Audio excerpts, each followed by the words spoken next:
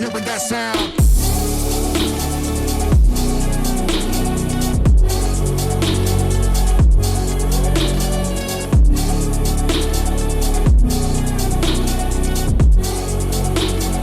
Getting that stuff to you hearing that sound. Aden is a guy in his late 20s.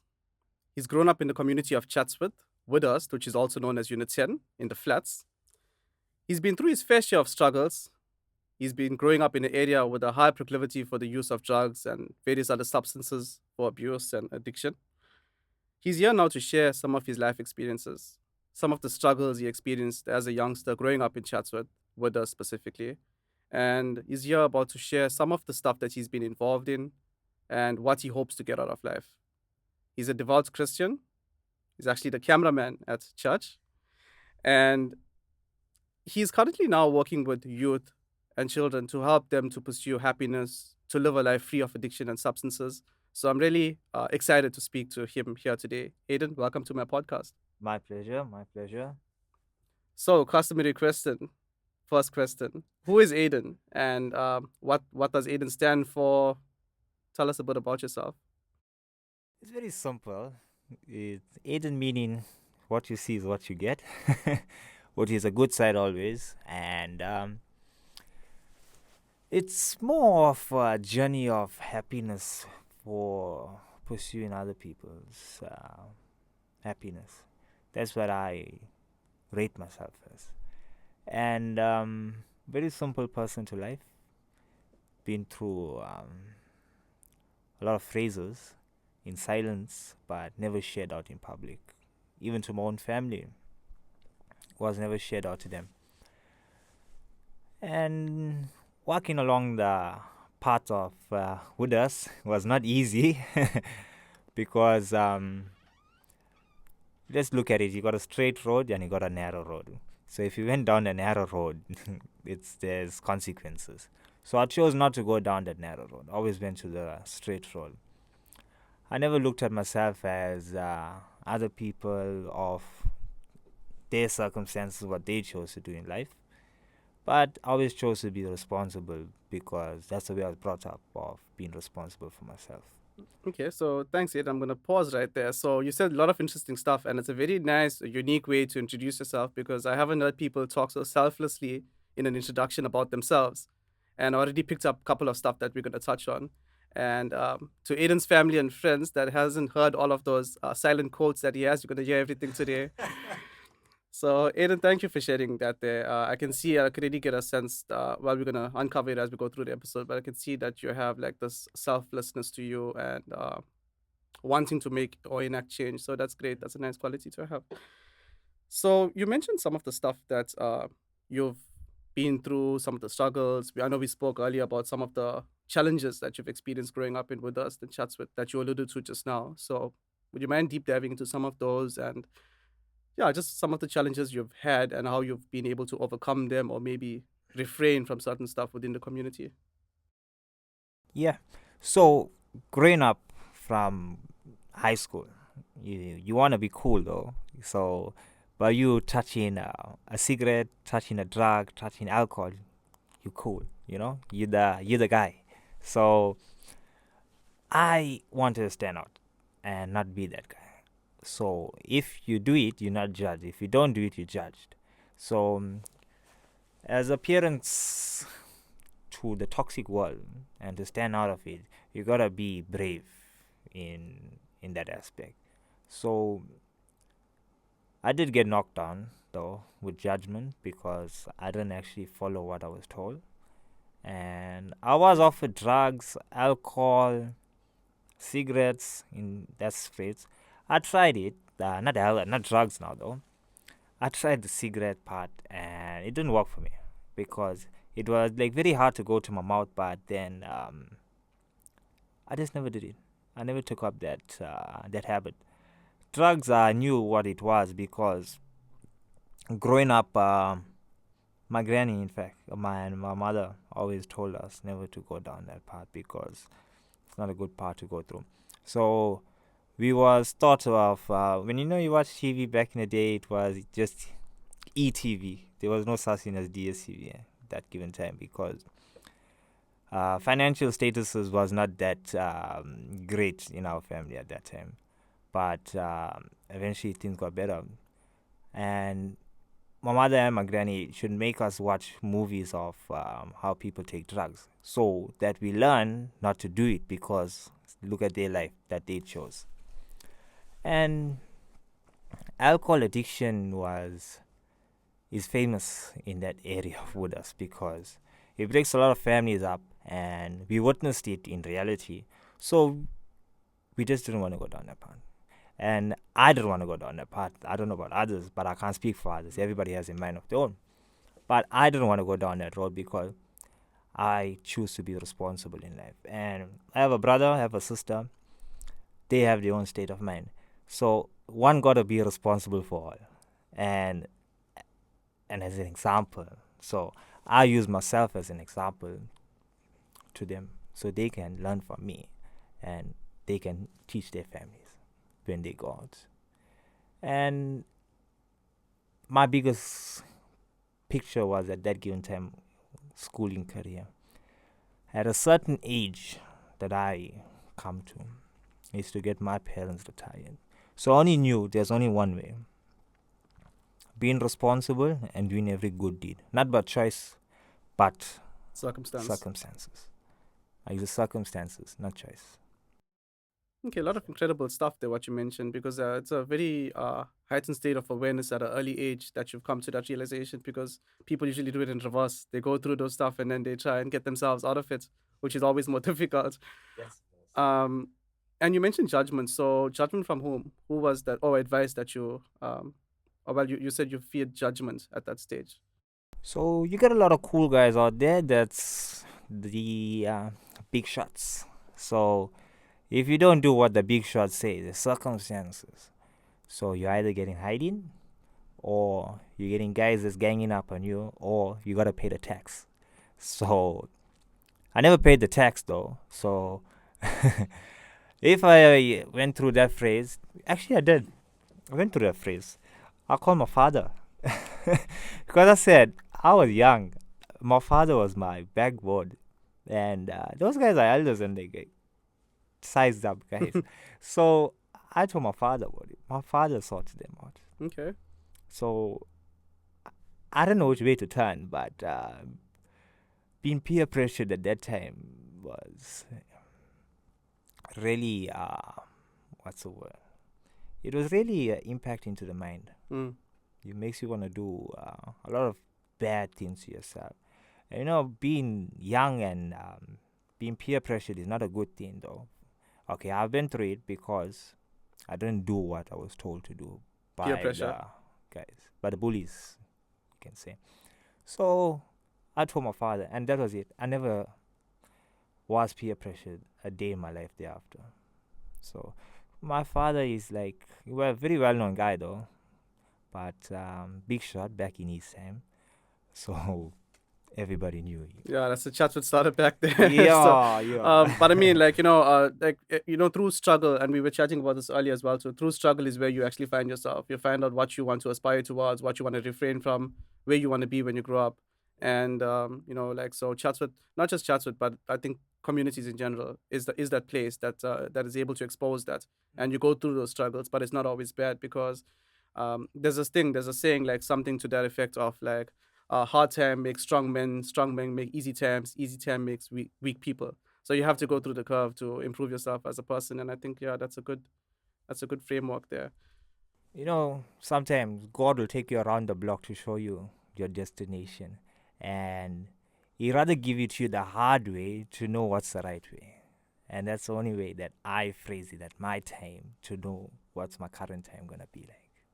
So that's how I put it to myself. Nicely said. I think that's something around the lines of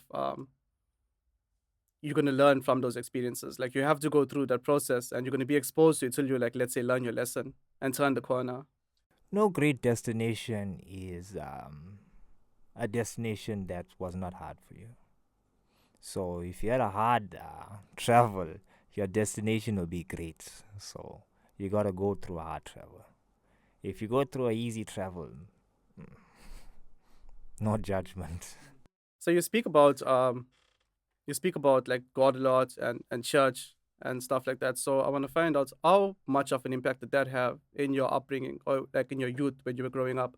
Like were you always like committed to the church or not just the church, but like the teachings of God, like being present there, having that positive energy and those role models around you, it like help to turn the corner with you in terms of your journey and what you wanted and to refrain from these addiction? Or did you like get to that at a much later stage in your life?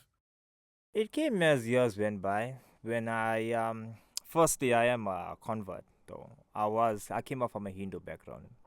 So going performing your rituals and stuff like that was the sake of doing it, but no understanding. People ask you what religion you are. You explain your religion. They'll ask you something you lost. What you gonna say? So you're not practicing your religion. So at that given time, my father started going to church because he was close to a pastor guy. So we went for a camp. It was a men's camp, but I was still in school though. So I was like myself, my brother, we was only young guys over there. So we thought camp now, like in a sense of fun and stuff like that. So we was excited though. So happened to be, we went for the camp, then started analyzing the church life, going singing, going went to the church and stuff, sang songs with wrong lyrics and stuff, but we got there. We got there. And eventually, our whole family, we saw a lot of differences in ourselves. And I started to take God serious at that time. And How old were you at this point in your time, I roughly? was 16 years at age. All I Okay. remember was all my life I fasted. At 16 at age, I never fasted because we turned Christians. So it was a good thing. So we enjoyed the camp. It was very nice and very motivational to us as people. I can clearly remember the guy. We was in the cabin. We were sitting together.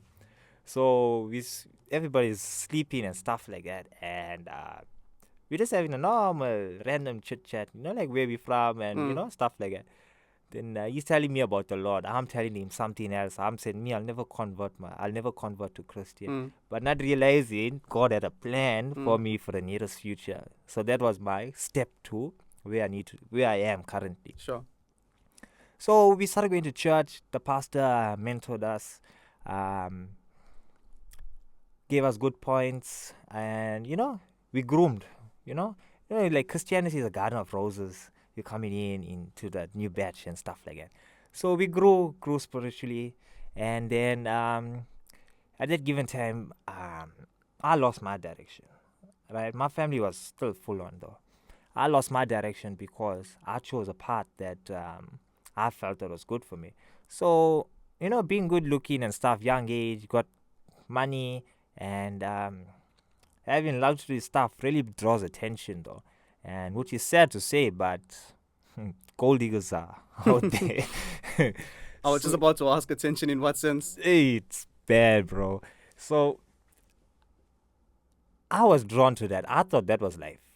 And I drifted away from church. So I didn't feel that was comfortable for me. I went through a phase of being taught your own game. If God want to take something away, He'll take it away.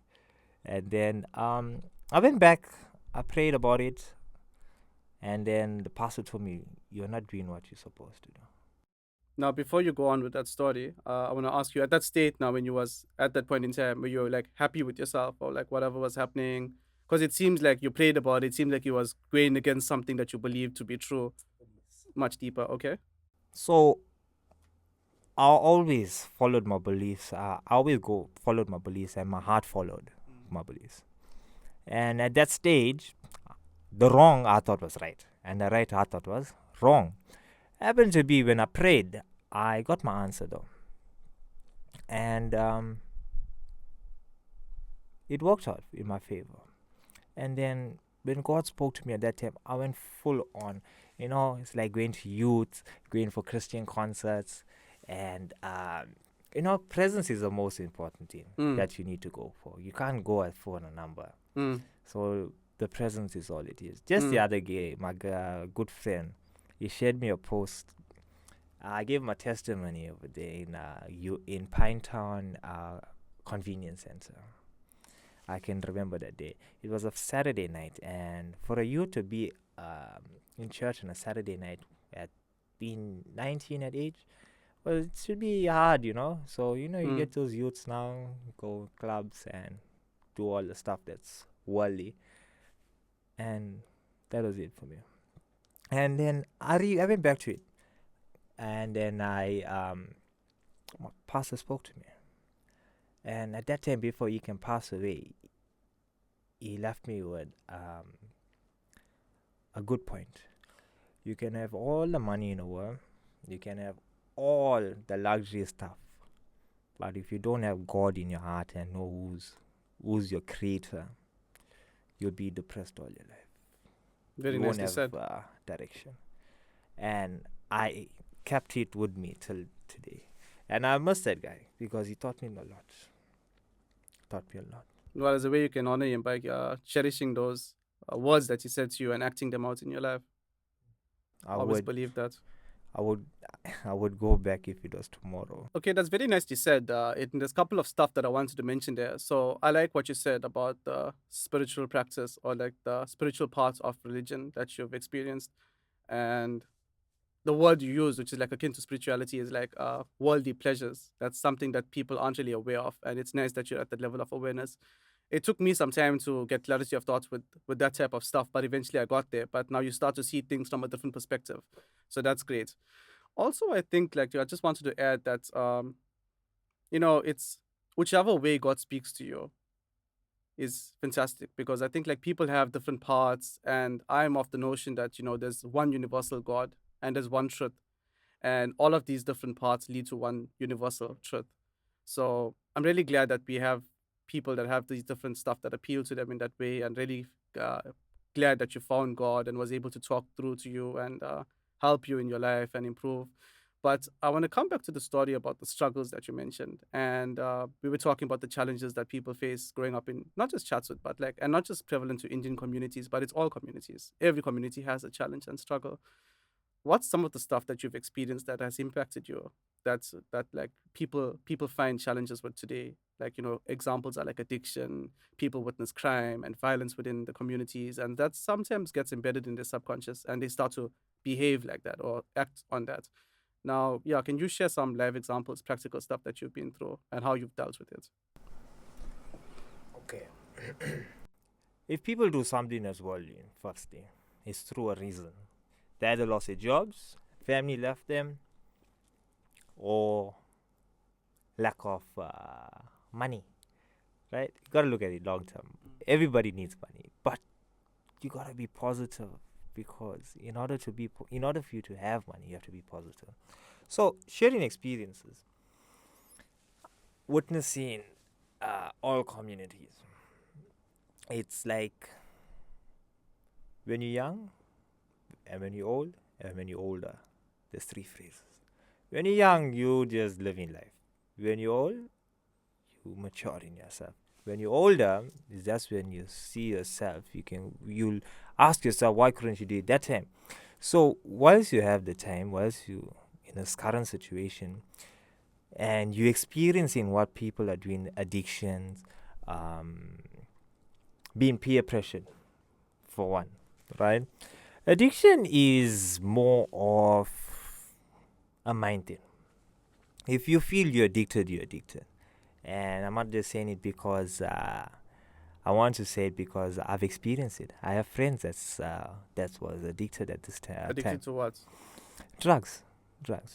So I'm against drugs. I don't like drugs. I'm against it full on, because we shared a bad experience in our family. Would you Not mind my sharing that yeah, experience? sure. And not just in my current family, not my household family, but a cousin, uncle, in fact. Sure. So after seeing what he went through and how he lost his life through drugs and stuff, it really impacted me, because I wouldn't want to see somebody else go through it. My friends, schooled from grade RR, I remember, is now addicts. I offered help Mm-hmm. to an extent where I can only do my best. It's up to you to take that bigger step and become who you are. And they just never chose it because they felt it was the worldly thing is to be praised. But you can't live on that all your life because no judgment is given, but every person has a past, and the past actually brings you back to greatness if you look at it. So irrespective of what your circumstances are, you need to have a comeback. So me experiencing those things, I actually saw guys take drugs in front of me. I looked at it, I said, this looks so cool. Imagine the effect, but not realizing what's it affecting your mind. And when Ruining people's lives. 100%.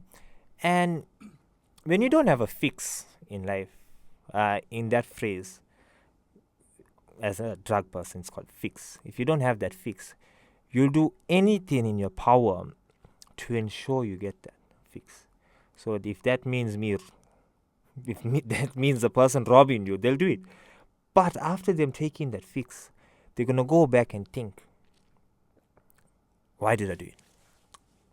And then, unfortunately, circumstances are crucial. We see a lot of that happening in the communities as well, like where the people's addicted to drugs and they start to do crime, petty crime and stuff, petty theft to get money for the drug addiction.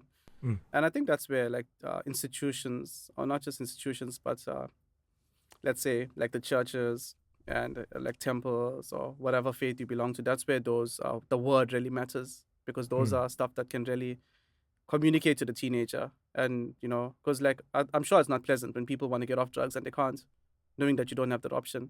I think that's where the strength also comes from. 100%. People play an impact in a drug addict. If you present yourself as a good model to them, you're giving them hope to change. So you need to be an example to them. You can have a rehab.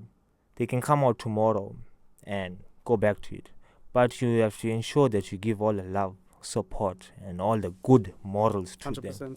You have to play a big role for a person that's coming off from drugs. Because it's not going to be easy work for them. Okay. It's not going to be easy work. And you have to ensure that they are not reminded of going back to it. And that's where life comes in general, workmanship. And if they are unhappy at a certain thing because all they want is money, everybody for that fact, everybody wants money. So if they lack in money, they're unhappy. They're going to go back to what makes them happy. Yeah, and I think just to add on to that, I don't think it's a bad thing to have money or to make money, but it's like, at what cost? So like, do you want to get money or earn money at the expense of other people, like suppressing other people? And then you could get the example where somebody that has a lot of money, that does a lot of great work within the community, then it's a good thing that they have that money. So I think it all comes back down to like, that state of being, like what people want, like, wanting to transcend your life or your purpose from just worldly pleasures or worldly goals to actually higher ideals. And we can, if you think of something else, of other challenges that you want to share that people are going through in the communities and they don't know if there's a way out or how to counteract or beat those stuff, then just feel free to stop me and share that experience with people. But I just want to move on to something else about what do you think, from what I'm hearing so far, what do you think your role is in helping people, whether it be youth or elder people within communities, to want to aspire to reach higher ideals? I love culture. I'm a culture guy. So I would rather give people stuff to interact with. Keep their minds busy, keep their life busy. Give them something that they would endure. Have programs, community programs, like, what you give me? Okay, gather up, get a nice area, big area, communities come together. Won't say brilliant, you have a picnic day. Have like a big screen, movies.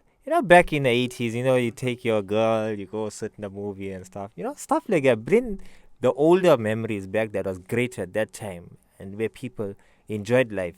Bring it back to reality, give it back to the community, because there are still some old people out there, So they can share their experiences to the young people. Have like, talks and general talks, stand-up talks, and people share their experiences. And it will impact other people. Everybody walk the walk. It's time for people to talk the talk.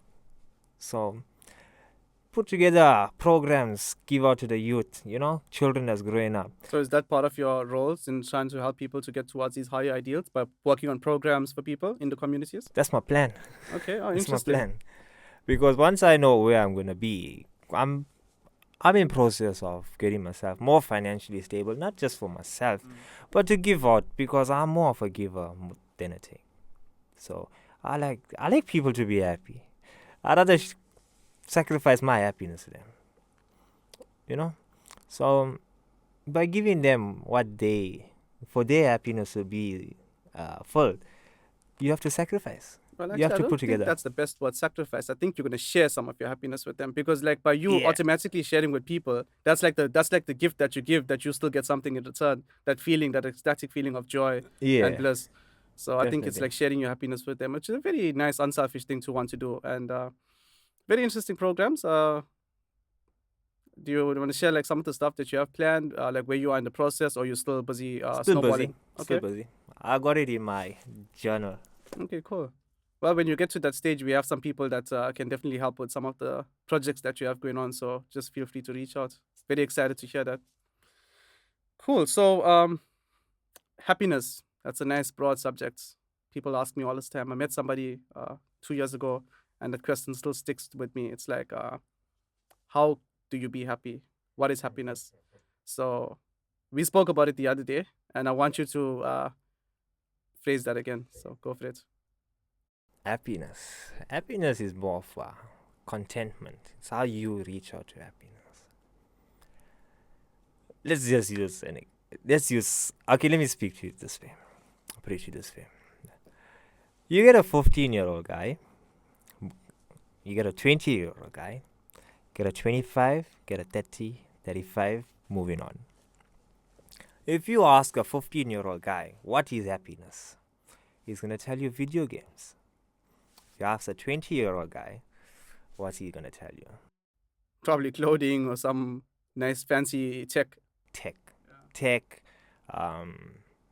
Okay, there's some new stuff that's produced out to this world now, which is sad. We're giving our age away now. Yes. So there's some new stuff introduced to the world, and the 20 categories are stuck onto it. I'm not gonna say it, but you guys know what I'm talking about. So there's some new stuff introduced. That's happiness for them. Chilling out late, going at places, clubs, that's happiness. That's life. Life is made. Happiness is made for them. If you ask a 20-year-old guy what is happiness, 25, sorry, my bad. He's gonna go back. He's gonna tell you all his challenges. What was happiness? What's happiness bringing from then till now? Because he was at the stage of video games. He was at the stage of clubbing. And at that time, I don't think he was introduced to the stuff that's added recently. He was at the stage of dating, anxieties, and more challenges. Right? He's gonna tell you where he found happiness at that time. So finding happiness within yourself is ensuring that your mind is clear. Number one, forgiving your past. You have to forgive your past. That's a big one. Forgiving your past and not allowing the same mistakes to interfere with your current happiness. A 30-year-old guy is going to tell you his family is his happiness. That's period for him. But then you get the 35-year-old guy where he is at the verge of losing his happiness because why? He started off being married at that given time. Right? And he won't be so happy because he's bound to one thing, and that's family. Not everybody is willing to sacrifice nowadays for family. And then you get them doing the stuff that's not appropriate to life. So it all boils down how you choose happiness. So if I'm understanding that correctly, you're saying that happiness is not something that's a fine line. It's like understood by people at their different levels of interpretation. 100%. You know, a person can give you happiness, like while we're sitting and talking now. You know, they can tell you, you're so good. How you feel? Happy. You know, that's happiness. But back in your mind, you know they don't mean it. You know they don't mean it. Because it's not a it's not it's happiness is sold. It's sold. It's not earned. It's just like it's a bargain within yourself and your your current your current situation. It's a bargain. So what you do, how you do it, what makes you happy is happiness. Yeah, I think I kind of understand with some of what you've mentioned. It's like, for people as well, like it's like sharing that part of happiness with people. It's like sometimes people are so attached to praise, like you have to be praised to feel good about yourself. And that could stem from various things. It could be like diminished self-confidence. It could be a background, people constantly gaslighting you and so forth. But like sometimes people are eager for that praise. I think like getting to a state of happiness is like where external factors don't really impact the internal part of it. You're happy regardless. Like when I met you, if you pay me a compliment, it's nice to have. But if like you don't get it, it shouldn't deteriorate your state of being. It's like that untouched part of your soul. It's like your inner being. And I think, yeah, that's just something I was thinking about while you were speaking. So, yeah, sorry to interrupt you on that. No, I get what you're saying. But then it goes back to you. It's very nice to be important, but it's very important to be nice, Mm. you know? And if you that character, happiness is everything for you. Mm. Who's around you shares your true happiness. So, if I'm not mistaken, recently I told somebody something. It was my friend. We just had an argument. It was a good friend of mine. We had an argument because he chose a path that I was not comfortable in him choosing because I know his true value Mm. when he was happy at that time. So he chose a path that's not comfortable for me because he's my best friend. I'll ride and die with that guy. And he chose a path. So when we was around each other, always together, I always told him the reason why we're together as this good bond of friendship, this brotherhood that we have, is because we grew up knowing what was life. We grew up through hardships, what was given through us. So we chose to be friends in that we bonded, right? So, as the old saying goes, it's who you choose to be around you that shows you who you are. So if you have a good company around you, that's being happy. So it's all trust and character that goes on. No, that's good. Very nicely said. And I do believe that because I think this could be a saying, or this could be me just winging it. But I've heard like the thing is like the 5 people you associate with, you become like them as well. So, and I think it makes sense as well. Like this type of stuff. And now I can relate to it. Why like people talk about like what you consume, the content you consume, stuff that you watch, the music you listen to, definitely impacts your lifestyle. Like for me, if you had to take me back to my university days as well, hip hop shirts that's coming to my knees and gold jewelry and all of those things. Not a bad thing, but I mean, like that's where I was at that point in it. Like, you start to I wouldn't say idolize, but you start to like think that that's not just cool, but it's like what you want to be or what you want to be portrayed as. And then eventually, as let's say your consciousness gets altered and you become a bit more aware and you realize that there's stuff greater than that, you start to be more in touch with the world, the universe, stuff that's happening, things that you don't want, stuff that's not true to your soul. You automatically set the rest of your path or your life in motion to want to become the person that you're meant to be and do great things or do stuff in the community, start making a difference, enact change and uplift people's lives. Change is good for everybody. Change is important to everybody. Impacting another person is everything. But before impacting that person, you have to ensure yourself is on the right path before you impact that person. As we go, our old Christian saying, practice what you preach. Mm.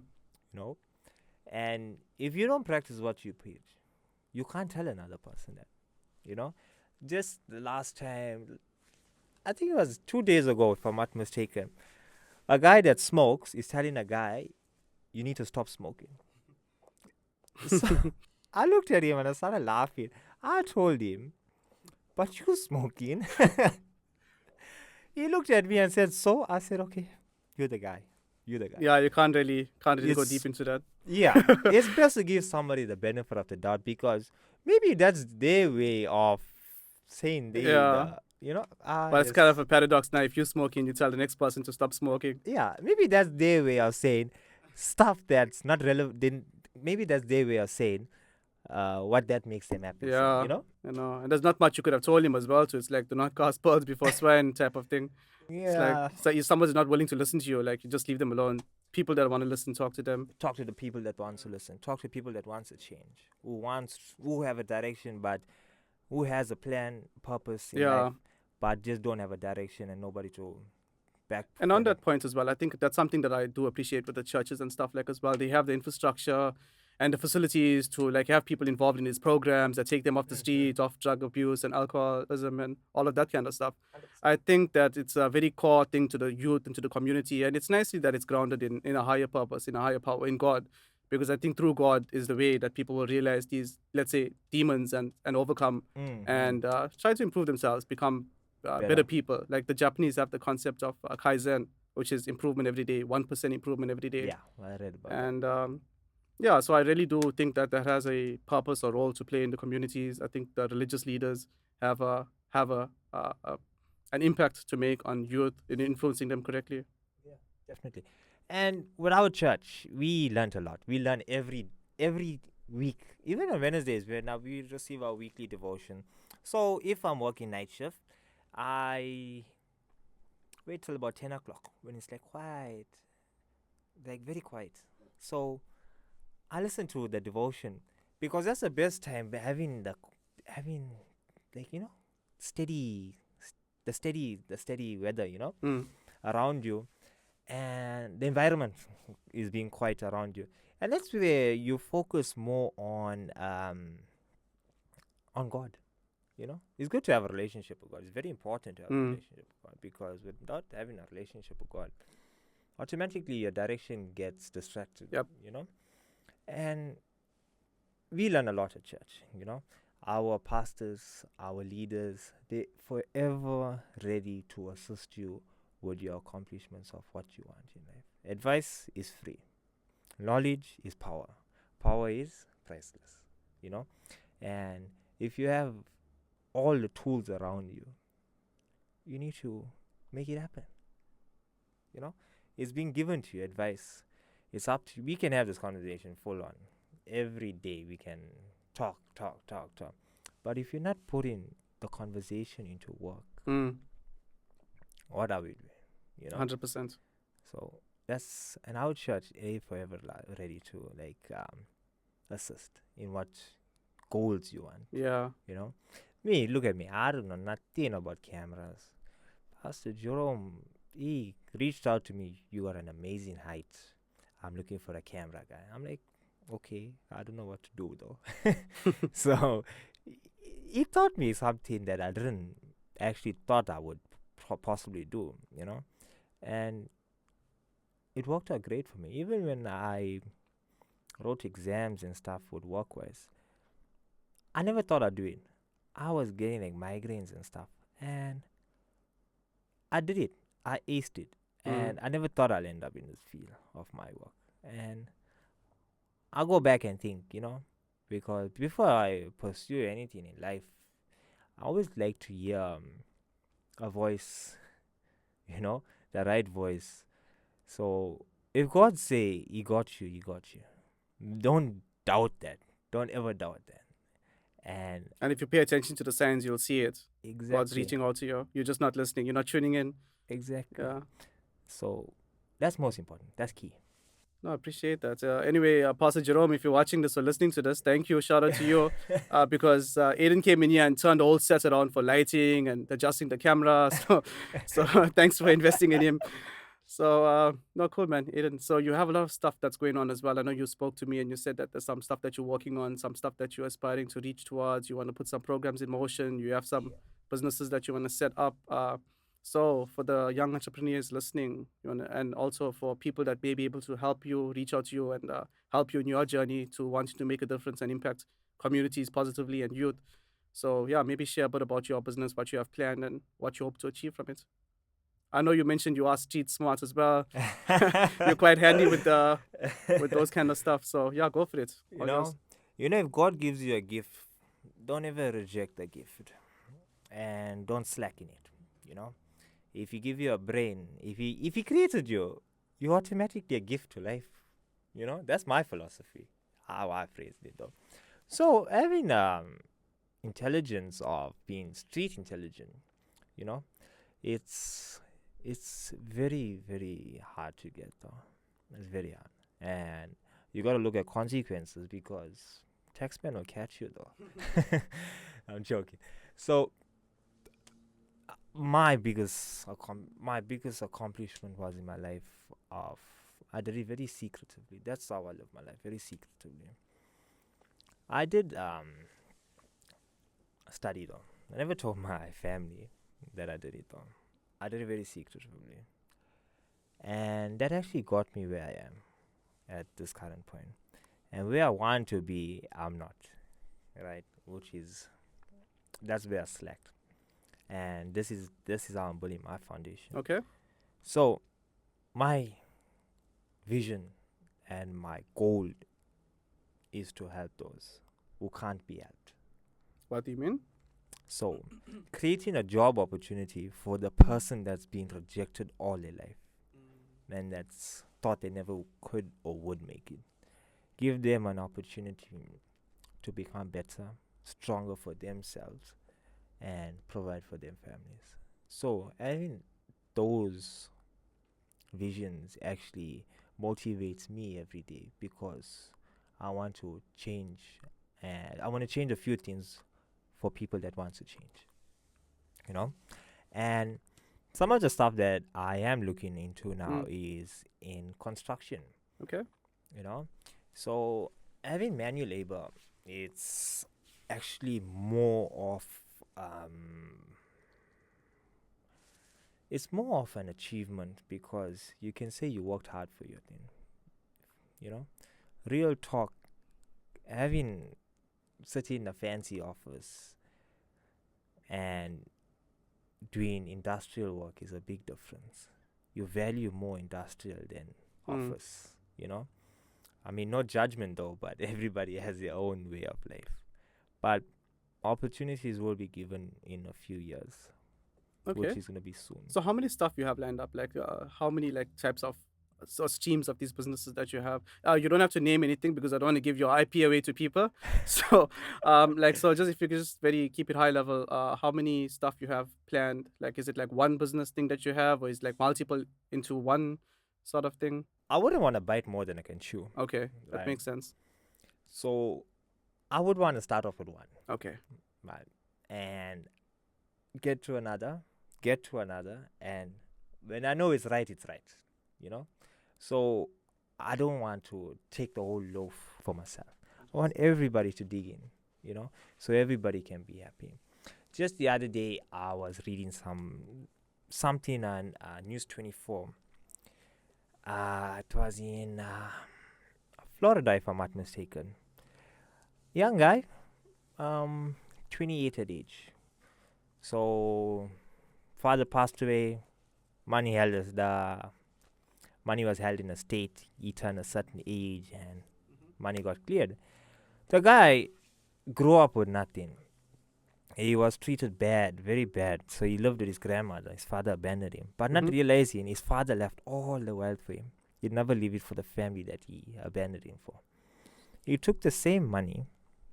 He bought off a building that was burnt down, though, and he changed it into a program for the community. Oh, wow, that's nice. So I looked at it. I said, okay, it was my idea in the beginning, but I looked at it as confirmation because at that given time, I was at work. It was about 1 o'clock in the morning. I was at work.